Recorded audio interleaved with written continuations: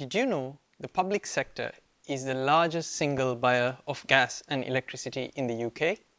Reducing carbon emissions from these sites is going to require that we move away from fossil fuels and adopt electric heating and also electric vehicles for our energy use.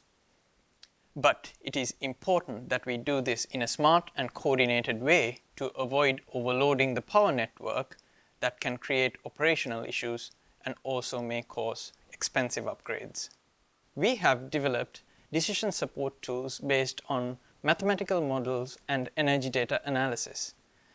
These will help public sector energy managers to keep the lights and heating on while making sure the carbon emissions and the operational costs stay low on these sites.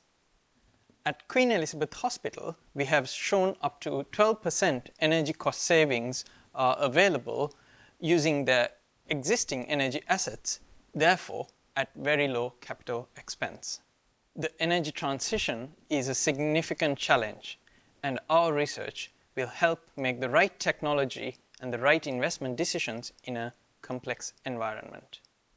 Small nation, big ideas. Welsh science tackling climate change.